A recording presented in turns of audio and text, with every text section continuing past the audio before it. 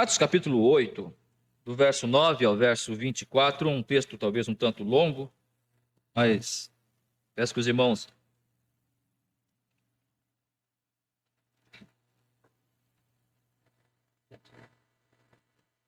Obrigado.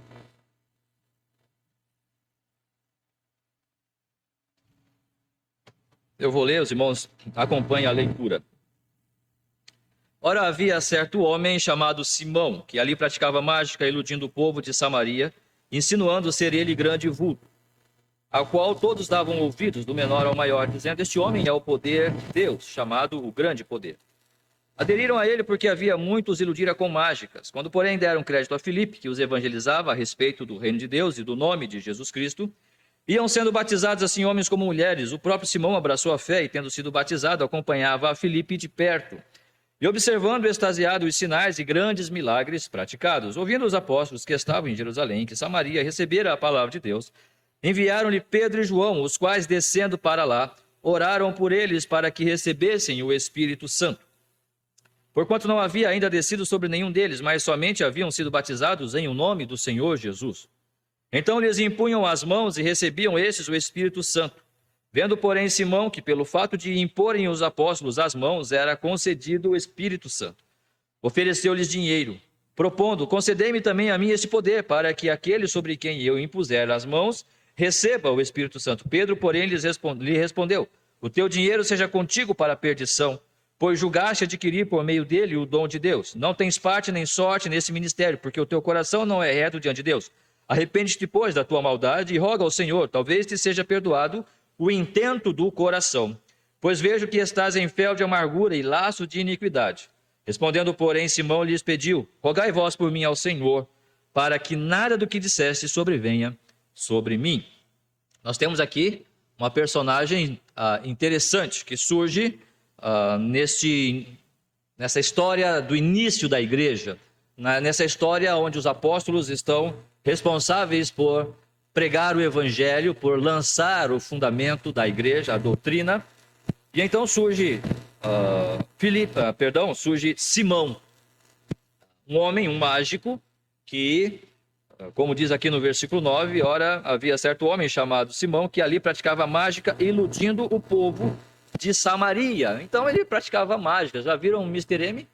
Aquele mágico que vinha aí, fazia as mágicas. Mas a grande questão do Mr. M não é só que ele fazia mágicas, né? É que ele desvendava os mistérios, né? Foi um sucesso, né? Teve até muitas polêmicas com relação às ações do Mr. M de estar tirando a beleza da mágica, a fantasia, toda aquela coisa, né? De iludir o povo. E agora ele estava demonstrando, agora ele estava desvendando todos aqueles mistérios. Então tinha alguém lá atrás. Então era assim que se fazia. Então isso não era verdade, porque nós vemos uma mágica daqui a pouco, mas como é que ele faz isso? De que maneira realmente ele consegue fazer essa coisa? E aquele Mr. M conseguia fazer isso. Irmãos, nós temos aqui um Simão, e ele trabalhava, vivia de mágica e ganhava dinheiro iludindo o povo. É possível, eu quero falar dessa manhã sobre o Simão nosso de cada dia. Há um Simão, talvez, em cada um de nós, que nos permite nos iludirmos com algumas coisas. E é necessário que nós paremos e observemos essas coisas, para nós não nos permitirmos ser iludidos por isso. Eu quero elencar apenas duas situações. Eu quero elencar dois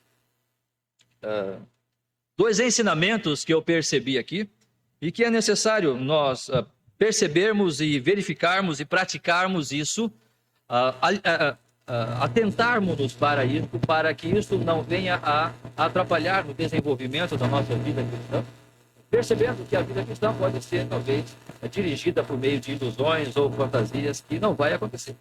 Elas não vão acontecer. Quando você vai perceber: mas não era assim, então eu me frustrei. Mas não era assim que funcionava? Então eu fiquei triste agora. Nós, depois de Simão, nós vemos um outro personagem também muito importante aqui, neste início da história da igreja, e ele é Filipe. Ok? Filipe foi um dos 7 que foram escolhidos para servir à mesa com os apóstolos. quando os apóstolos, ali no capítulo 6, vai falar, nós falamos um pouco sobre isso a semana passada, os apóstolos estavam no trabalho, no ministério da pregação da palavra, e algumas pessoas começaram a reclamar, olha, a minha mãe, aquelas viúvas, né, talvez por elas serem helenistas, não serem judias que moram aqui, então aquele grupo está sendo esquecido na distribuição da mesa, na distribuição da cesta básica. Olha, vocês precisam dar uma olhada, só que para os apóstolos ficava difícil. E então escolheram 7 homens. Dentre esses, nós vimos Estevão, na semana passada, que conversamos um pouco sobre ele, que foi martirizado ali depois de pregar a palavra. E depois, Filipe, também um notável pregador, um notável homem que foi usado nas mãos de Deus para iniciar o trabalho ali do estabelecimento, do fundamento da igreja, bem como da pregação do evangelho de Cristo Jesus. Filipe, então, estava em Samaria, pregou o evangelho ali. Nós vamos perceber, a partir do versículo 4, nós não lemos, mas a partir do versículo 4, nós percebemos algumas coisas que Deus estava realizando através de Filipe. E uma das grandes coisas que aconteceu foi, eu não sei o que você vai dizer sobre isso, mas para mim, pelo menos hoje, para mim, a conversão de Simão. Talvez você já tenha ouvido, mas Simão não se converteu, pastor. Ok? Talvez Deus, na sua multiforme sabedoria, pode nos permitir questionarmos-nos e debatermos sobre isso. Porque nós vamos perceber, é claro, se você pegar alguns comentários, eu tenho aqui uma Bíblia, que ela tem o seu comentário, e ela vai dizer que ele provavelmente não se converteu. Mas eu quero pedir que você deixe o seu comentário de lado, e nós fiquemos apenas com um texto bíblico, e talvez um léxico, né, um dicionário de grego ali, para você saber qual o significado de certas palavras. Mas, a princípio, nós, quando olhamos para a palavra do Senhor, nós percebemos aqui no versículo 9, então, que nós vimos que Simão, que praticava mágica, se dizia ser um grande vulto. No versículo 12, quando, porém, deram, Atos 8, versículo 12, quando, porém, deram crédito a Filipe, que os evangelizava a respeito do reino de Deus e do nome de Jesus Cristo, iam sendo batizados assim homens como mulheres. Filipe estava em Samaria e estava pregando o evangelho, e homens e mulheres davam crédito a Filipe, criam no evangelho. E no versículo 13, vai dizer ali que o próprio Simão, este mágico que outrora enganava as pessoas, abraçou a fé. Percebam, ele abraçou. Mas, pastor, será que esse abraçou a fé não é apenas uma pessoa que vai para a igreja e gosta dali, né, e gosta de estar junto com os irmãos, mas ele nunca toma uma decisão? Ele gosta da comunhão, ele gosta do convívio, ele gosta da conversa, mas ele nunca chega realmente a dar um passo de fé. A palavra abraçou aqui é a palavra pisteuô. A palavra pisteuô vem de pistes, que é fé. Esta palavra pisteuô, se você abrir em João capítulo 20, versículo 31... você vai ver, claro que você não vai ver pisteuô, mas o que você vai ver ali, João 20, 31 vai dizer, estes, porém, foram registrados para que... pisteuô, é a mesma palavra. Estes foram registrados para que creiamos, para que manifestemos fé. A palavra abraçou aqui é a mesma palavra para fé, ou seja, Simão abraçou a fé, Simão creu, ele manifestou fé. É isso que nós temos. Eu sei, você vai dizer, mas e aquele comentário e aquele teólogo? Eu sei. Mas fiquemos com o que o texto puro e simples nos diz, e esse é um bom exercício para nós, né? Quando você lê um texto, você não vá direto para o comentário. Você faz o seguinte, você leia o texto. Teve uma dúvida? Busque por você mesmo saber o que esse texto quer dizer. E aí você ore, e claro, você não quer inventar uma doutrina, não é? Mas depois que você talvez conseguiu chegar a alguma resolução, alguma interpretação, aí você pode buscar um comentário. Opa, então o que será que esse comentarista está dizendo a respeito desse texto? Esse é um ótimo exercício para nós desenvolvermos a nossa capacidade de interpretarmos e julgarmos as coisas, texto com texto, palavra com palavra, referência com referência. E talvez buscar um segundo comentário sobre aquilo também é muito bom para nós enriquecermos a nossa os nossos argumentos aí, né? E claro, você vai ficar perdidinho, mas então o que que é verdade, né? E aí, mas isso é bom, porque vai surgir dúvidas e com as dúvidas você vai buscar respostas. Esta é a maneira que nós temos para ir desenvolvendo a nossa capacidade aí, espiritual de interpretarmos a palavra de Deus, claro, sempre tudo isso, com isso em oração e na dependência do Espírito Santo, né? Não buscando apenas a mera letra ou o mero intelecto, ok? Mas perceba que ele abraçou a fé. E esse abraçar aqui fala exatamente de manifestar, de crer. Será que Simão creu então? Algumas pessoas vão dizer que esse Simão foi mestre, ou seja, foi o líder, ou, né, o precursor de uma seita chamada gnosticismo, que mais para frente veio se tornar uma oposição ao Evangelho de Cristo ali no início da igreja. Mas isso não é um fato. Isso não é algo estabelecido. Alguns historiadores dizem que sim, outros dizem que não se tem certeza. A única coisa que sabemos de Simão é o que está escrito aqui, e nada além do que está escrito. Então, ficando apenas com o texto, nós podemos dizer que Simão creu? Eu posso dizer que sim. Mas será que só esse abraçar a fé pode dizer que Simão creu? Percebam, no versículo 13, o próprio Simão abraçou a fé e, tendo sido batizado, mais uma vez nós dizemos, ser batizado naquele tempo não era tarefa fácil, ser batizado naquele tempo era algo que implicava em perseguição. Tanto é que, se você perceber, no início do capítulo 8, depois do apedrejamento, do martírio de Estevão, o que aconteceu? Naquele dia levantou-se grande perseguição contra a igreja em Jerusalém. E claro que em Samaria estava se ouvindo o que estava acontecendo em Jerusalém. Logo, você ser batizado, sabendo das perseguições que estavam acontecendo, era também sofrer perseguição. Alguém que não tenha manifestado fé genuína em Cristo não poderia entrar nessa. Eu não vou entrar nesse barco aí. Eu não vou aderir a essa ideia, porque eu vou ser perseguido. E é claro que as pessoas estavam sabendo o que estava acontecendo com os apóstolos. Todas as perseguições que nós estávamos ouvindo. É claro, irmãos, eu não estou estabelecendo aqui que Simão se converteu. Mas se nós olharmos apenas para aquilo que nós estamos vendo, para o contexto no qual o texto aqui, a vida de Simão, está inserida, nós podemos, olha, eu não vou afirmar que ele se converteu, mas eu também não posso dizer que ele não se converteu. Não somente isso. Depois de ser batizado, diz ali, acompanhava a Filipe de perto. A palavra acompanhar de perto é a mesma palavra, a palavra em grego, eu sei que quando a gente fala grego assim, né? Por que o pastor está falando em grego, né? É só para dizer que eu pesquisei, tá bom? E eu sei qual que é a palavra, mas não passa disso também, tá bom?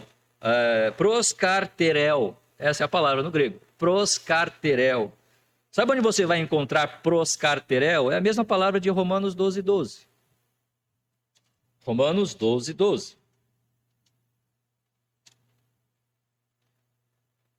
Regozijai-vos na esperança, sede pacientes na tribulação, na oração perseverantes. Na oração proskarterel. Era uma palavra que diz respeito à vida cristã.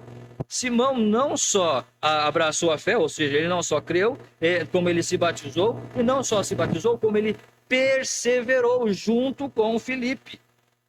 Acompanhava, ele perseverou ajudando Filipe de perto, e ele estava extasiado com os sinais e grandes milagres praticados, ou seja, ele estava boquiaberto com tudo aquilo que estava acontecendo. Lembram aquele mágico, o grande poder de Deus, aquele vulto, aquela personagem de Samaria que todos admiravam, porque ele iludia essas pessoas com mágica. E aqui está Simão. Eu peço para que nós pensemos o Simão nosso de cada dia. Por que que este homem apareceu aqui nas vidas de Filipe e logo mais Pedro e João, na vida da igreja também? Primeira coisa que nós vamos perceber em Simão, além do que nós já falamos, dessa introdução ali, da sua vida, do início da sua vida cristã, é que depois chega Pedro e João, os crentes lá, a igreja de Jerusalém, depois de terem ouvido que em Samaria as pessoas estavam ouvindo e estavam crendo na palavra, as pessoas estavam se convertendo, Pedro e João foram enviados para Samaria. E chegaram em Samaria, ali no versículo 14, vai dizer, ouvindo os apóstolos que estavam em Jerusalém, e Samaria receberam a palavra de Deus, enviaram-lhe Pedro e João, os quais, descendo para lá, oraram por eles para que recebessem o Espírito Santo. porquanto não havia ainda descido sobre nenhum deles, mas somente havia sido batizados em nome do Senhor Jesus. Então lhes impunham as mãos, versículo 17, e recebiam estes o Espírito Santo. Agora perceba. Vendo, porém, Simão que pelo fato de imporem os apóstolos as mãos, era concedido o Espírito Santo. O que ele fez? Ofereceu dinheiro. Ofereceu. Por que ele fez isso, irmãos? Por que Simão fez isso? Ele estava indo tão bem. Ele estava caminhando, é que nem o povo de Gálatas, né? Vocês caminhavam bem. O que vos fascinou? O que aconteceu? Qual que era a profissão de Simão? Iludir as pessoas. Ele viveu muito tempo nisso. Ele ganhou uma estatura social fazendo isso. Ele estabeleceu a sua vida, talvez a sua família, os seus filhos foram sustentados fazendo isso. Era parte da vida dele, era o que ele fazia, era o que ele era. Talvez um vício, não sei. Talvez fazia parte da sua personalidade, fazia parte do seu ser. Enfim, ele gostava disso, era a sua vida. Ok, mas agora ele se converteu e ele mudou. Mas o Simão nosso de cada dia vai nos ensinar sobre a ilusão de que nós podemos viver o nosso dia a dia com a autoconfiança de pensarmos que não vamos voltar atrás algum dia e pecarmos naquilo que nós fazemos. Aquele que está em pé, olhe para que não. Aquele que está em pé, olhe para que você não volte a fazer aquilo que você fazia antes. Porque o Simão nosso de cada dia está comigo. E ele vai me ensinar, tá vendo essa ilusão que você tem, essa mágica que você acha, que pelo fato de você ter se convertido, você nunca mais vai voltar àquele pecado, você nunca mais vai fazer aquela coisa, você nunca mais vai sofrer com essa fraqueza, não pensa assim, porque isso não é verdade. Você pode cair nisso de novo, sim. É por isso que a vida cristã é uma guerra, por isso que a vida cristã é uma luta, porque nós continuamente estamos nessa batalha, daquilo que nós éramos, para aquilo que nós somos hoje, mas aquilo que éramos quer continuar a fazer, quer continuar a viver, e graças a Deus por essa luta. Nós poderíamos citar o que Paulo falou, miserável homem que sou, né? Mas eu quero citar o texto de João, 1 de João, capítulo 2, versículo 1. 1 de João, capítulo 2, verso 1, é um texto aqui de esperança, de alegria, desta certeza que tanto eu quanto você nós podemos ter.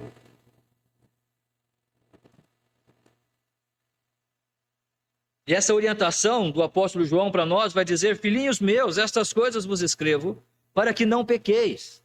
Perceba, é claro que a orientação e a vida normal do cristão é não pecar. É não uma vivência no pecado. É não estabelecer uma vida nessas quedas, nessas fraquezas. Ok?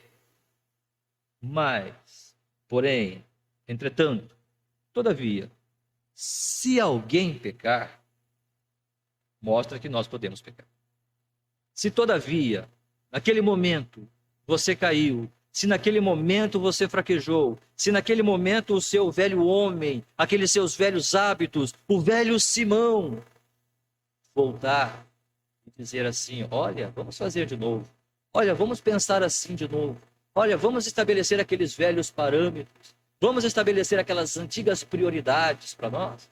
Vamos fazer de novo.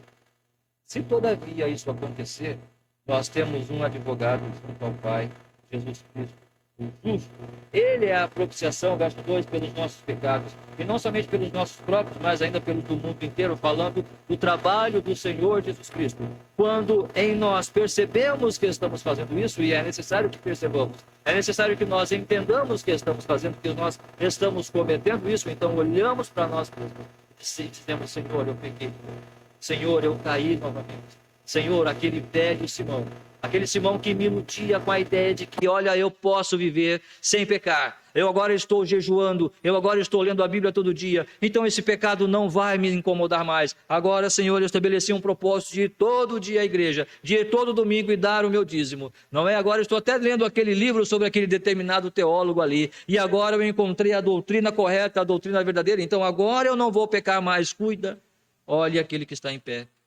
para que não caia.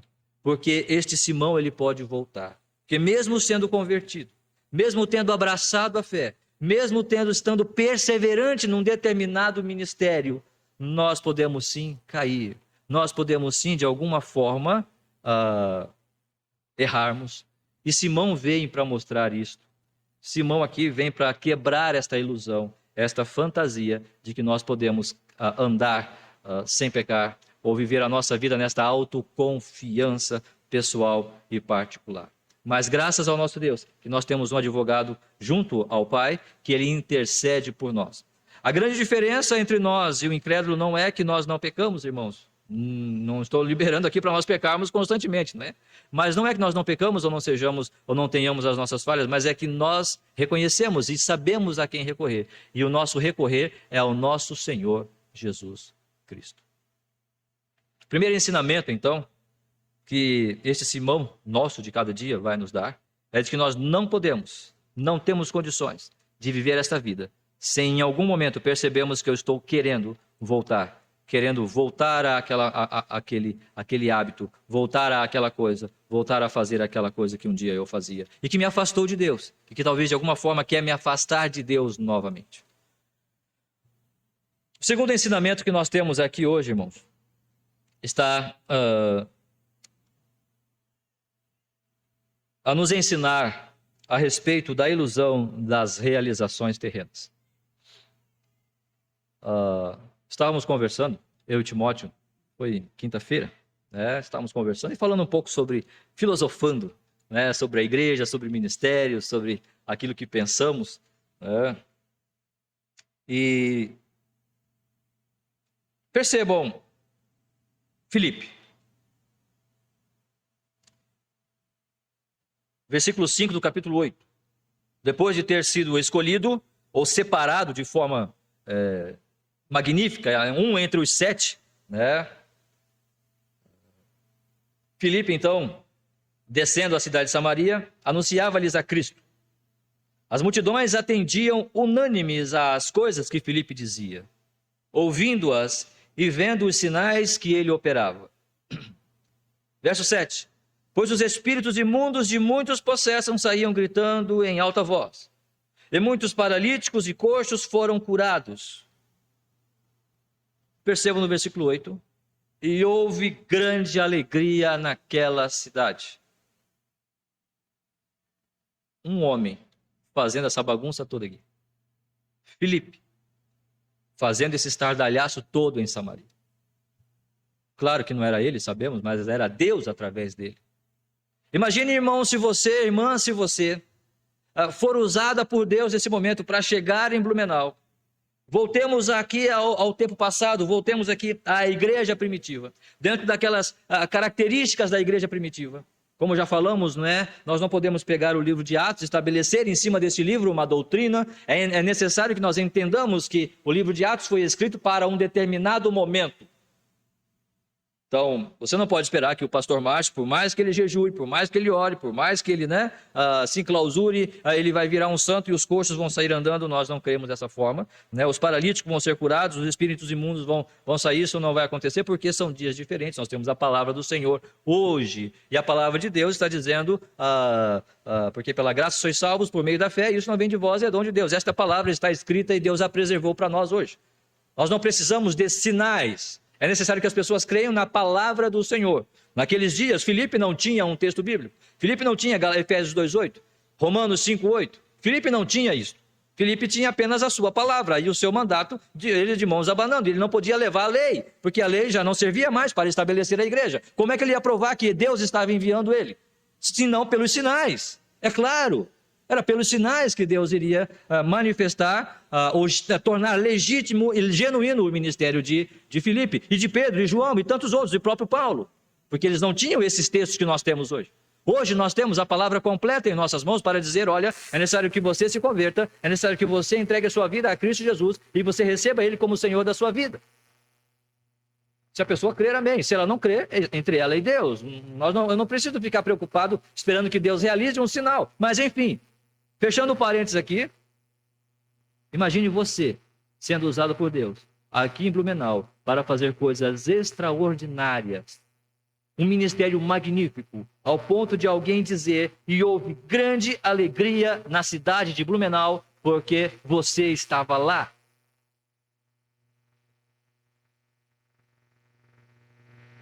A coisa era tão séria que tinha um homem chamado Simão, e este Simão iludia o povo, e todos admiravam, todos davam ouvidos, versículo 10, desde o menor ao maior. Papai, vamos lá ver Simão. Vamos, filho. Pô, já comprou ingresso, pai? Sim, filho, vamos lá ver as mágicas do Simão. E a criança chegava e sentava ali, e via o coelhinho saindo da cartola, não é? E via a mulher sendo separada em duas. Pai, como é que Simão faz isso? Não é? O grande poder de Deus não pode ser outra coisa. E aqueles meninos cresceram vendo Simão. Aqueles jovens desenvolveram, vendo, conhecendo Simão. E aquele homem fazia parte da vida dessas pessoas, daquela cidade. E Filipe chega ali e ele se converte pelo ministério de Filipe. E Filipe não só converte um grande vulto daquela cidade, um referencial, como ele ganha um ajudante, como nós já vimos, né? Simão abraçou a fé e Simão perseverou. E podemos dizer, se Filipe era o pastor, quem era o diácono? Simão. Se Filipe era o presidente, quem era o vice? Simão. Estava lá firme. Quem era o pau para toda a obra de Filipe? Simão. Ele proscaterel, ele perseverou, ele estava junto, ele estava à disposição. A palavra diz mais ali, atendia constantemente. Era uma palavra forte.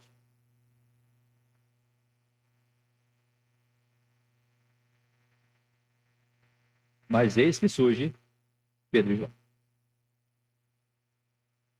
O que Pedro e João foram fazer lá? Estragar o ministério de Filipe.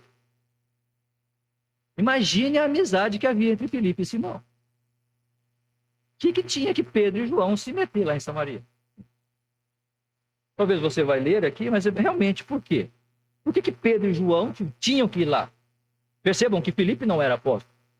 Filipe foi um escolhido para servir à mesa. Em Samaria não tinha nenhum apóstolo. Deus só estava falando através dos apóstolos.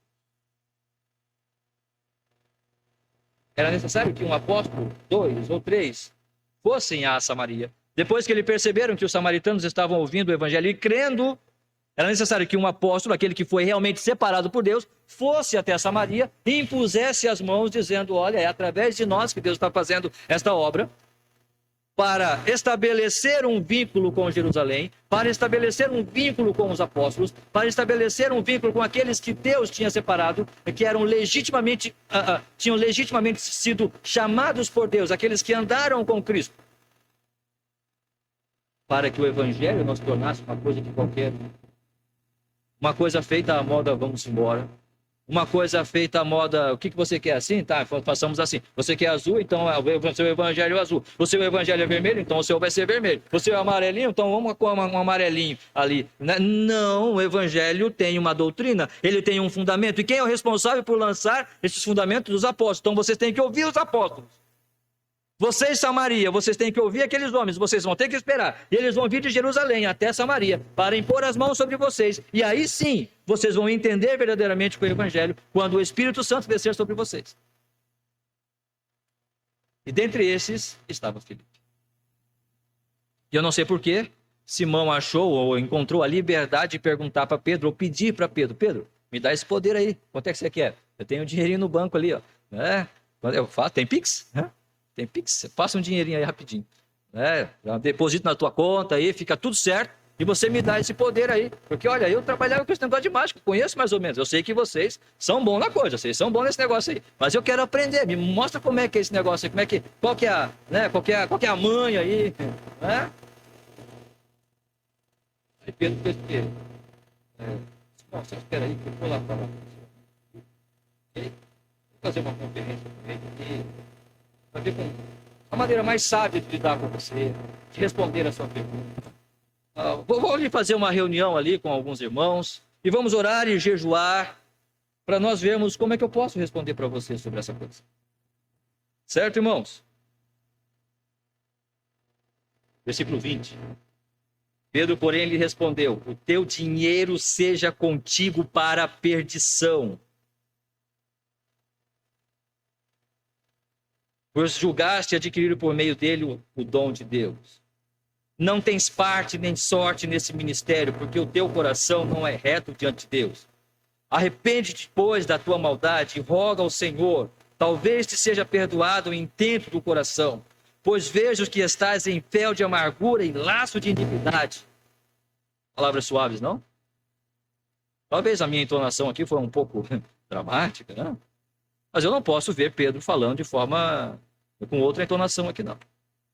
Porque o zelo daqueles apóstolos, o zelo daqueles homens para com o evangelho era tão intenso que ele não podia ter uma outra entonação, senão mostrar para Simão que o que ele estava fazendo era realmente um erro, que o que ele estava fazendo estava completamente fora, distorcendo aquilo que era de fato o evangelho. Pedro teve que ser duro sim com Simão. Pedro teve que olhar nos olhos dele e dizer: você está errado, meu irmão. Se você realmente se converteu, você está errado. E arrepende desse teu erro. Arrepende disso que você está fazendo.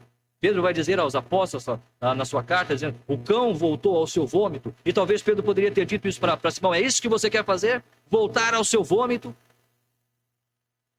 Fazer aquilo que você fazia? Se arrepende disso que você está fazendo. Mas não é isso que eu quero salientar. Estou apenas contextualizando aqui. O que eu quero dizer... Onde é que está Felipe agora? Ô Pedro, poxa vida, Deus está me usando aqui de forma tão grandiosa, tão graciosa. Você não percebeu o quanto que Simão está me ajudando? Como é que você responde a ele desse jeito? Por que você foi tão duro? Cadê o amor ao próximo aí, Pedro? Será que Jesus, no tempo que você esteve com Jesus, não te ensinou nada sobre amar o próximo? Parece que hoje tudo é amar o próximo, né, irmãos? Parece que se alguém perguntar, como é que você vive a santificação? Amor ao próximo. Como é que você evangeliza? Amor ao próximo. Como é que você vence os pecados? Amor ao próximo. Como é que você glorifica? Amor ao próximo. Parece que tudo é amor ao próximo. E se não tiver amor ao próximo, é claro, nós entendemos que é a lei de Deus. Né? Amarás ao teu Deus como a ti mesmo, e ao próximo, amarás a Deus acima de todas as coisas, e ao próximo como a ti mesmo. É claro que nós temos que amar ao próximo, mas como é que eu posso amar ao próximo se eu não amo a Deus? É necessário que eu ame a Deus em primeiro lugar. É necessário que esse meu amor ao próximo esteja envolvido nesse amor a Deus. O amar ao próximo como um fim em si mesmo, isso não é amar a Deus. E parece que é isso que está acontecendo nos dias de hoje. Eu tenho que amar ao próximo, independente dos princípios bíblicos que eu esteja passando por cima. Independente dos princípios que eu esteja deixando para trás. Independente se eu esteja em detrimento daquela verdade bíblica, eu estou ajudando aquela pessoa, mas de que maneira isso está sendo feito? De que maneira, de fato, isso está sendo concebido? De que maneira eu realmente estou amando a Deus com essa ação? Ou eu estou amando, na verdade, a pessoa em si, ou um bem-estar social, o bem-estar do meu próximo. Ok, isso é muito bom, mas até onde Deus está sendo glorificado com isto? Deus vai ser glorificado quando nós abraçamos a fé e quando nós observamos a sua palavra e amamos sim o meu próximo dentro daquilo que Deus mesmo tem estabelecido. Parece que às vezes eu sou um pouco repetitivo nessa coisa e fica chato, né? Mas, por exemplo, falamos quarta-feira um pouco sobre isso. De que maneira alguém pode dizer eu amo o meu próximo quando ele percebe? Imagine um pastor, um pai, uma mãe, vê que um jovem, um filho, sei lá, está namorando com um jovem não cristão. Pastor, de novo esse assunto? Não é, porque isso é recorrente. Isso está acontecendo. Isso cada vez mais está tomando um rumo chato. E aquele jovem cristão, que pelo menos tem demonstrado isso, está namorando com aquela jovem, ou vice-versa, aquela jovem cristã está namorando com um jovem não cristão. Mas vamos amá-los.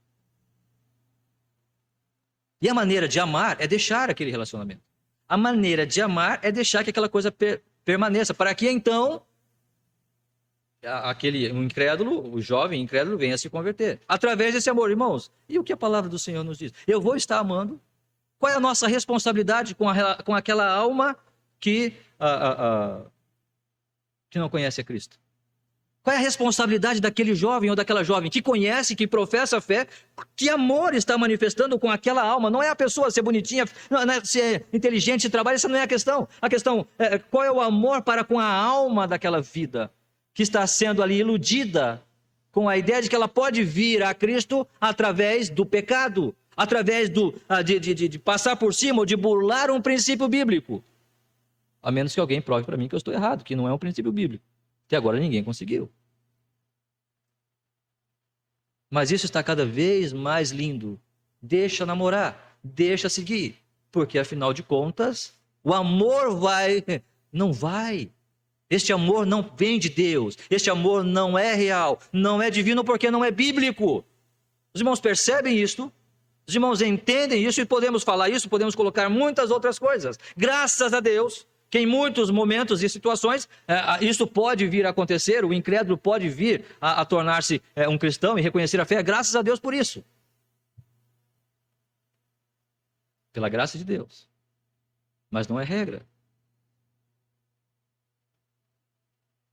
Imagine Filipe olhando ali, dizendo: Pedro, todas as coisas que eu realizei aqui, e Deus fez, e claro, Deus que fez. Por que você foi duro? Por que você não mostrou esse amor? A maior manifestação de Pedro para com Simão foi exatamente esta maneira, essa postura firme. Fiz o meu rosto como um seixo e não serei confundido. Fiz o meu rosto como uma rocha e não serei envergonhado, diz Isaías. Eu vou firmar a minha posição na minha fé em Cristo Jesus e vou manter esta verdade.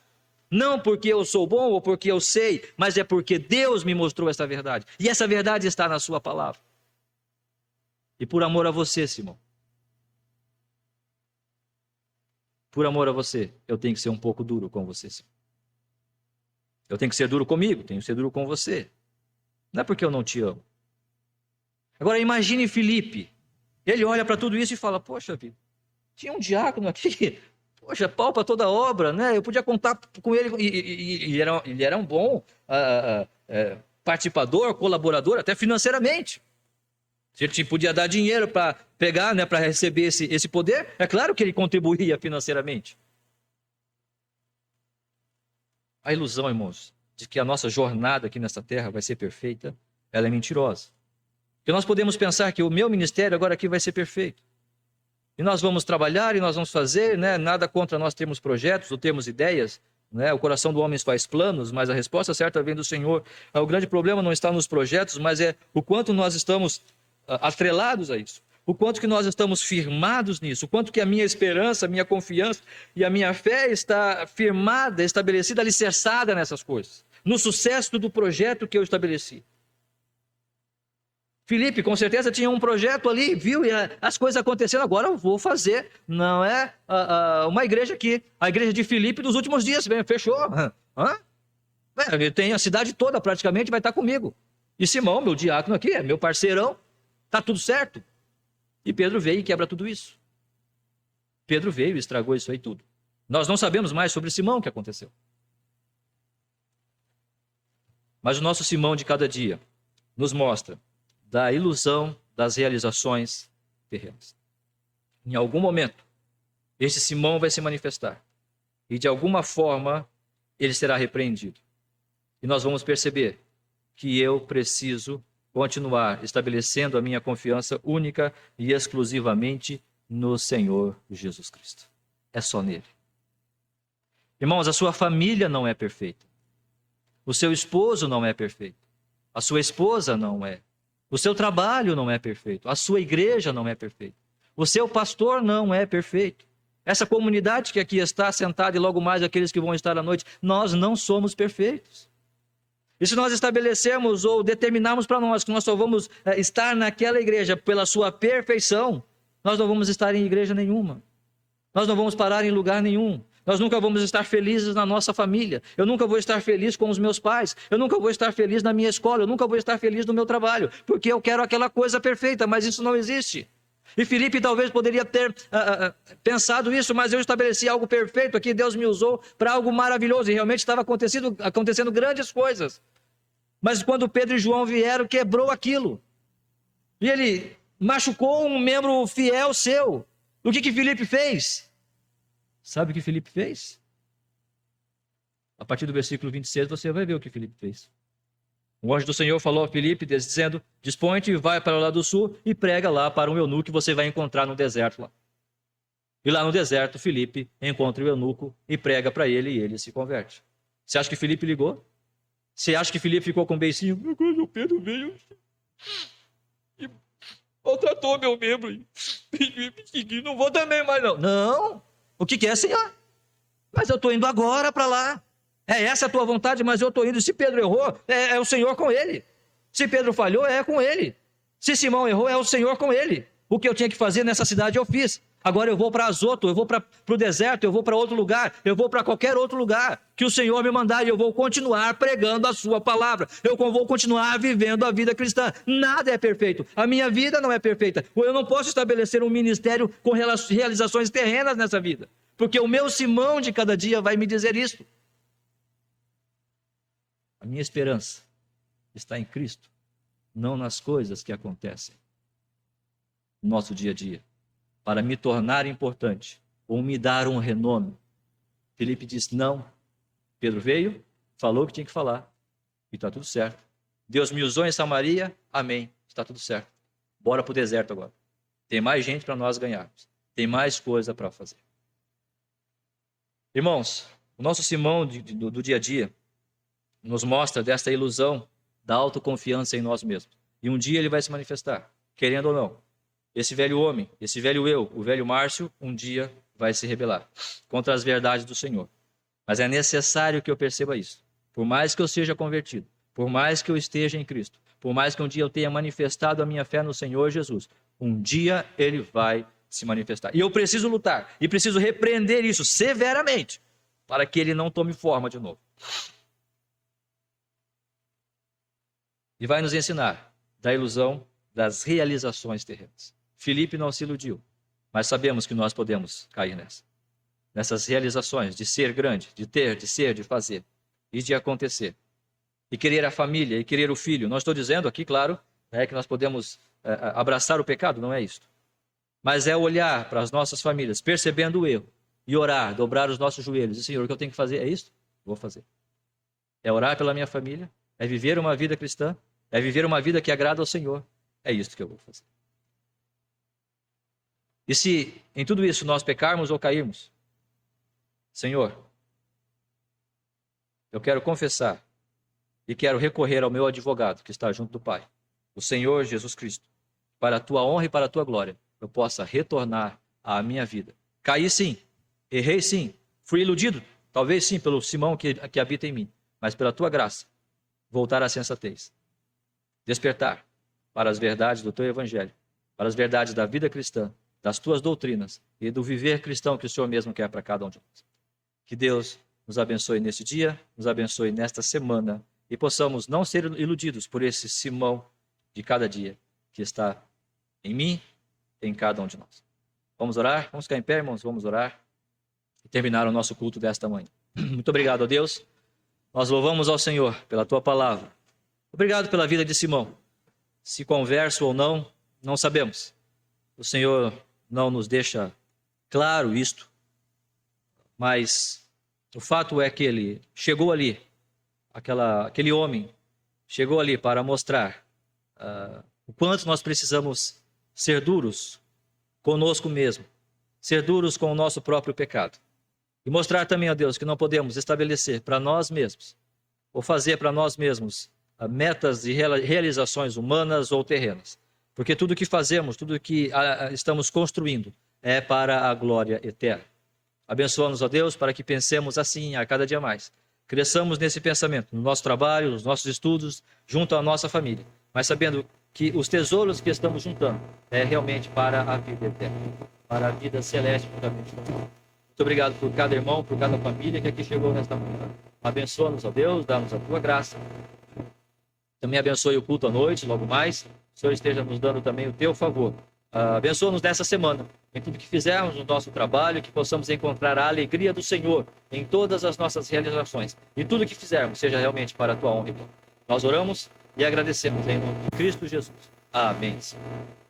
Que Deus nos abençoe. Um bom dia a todos.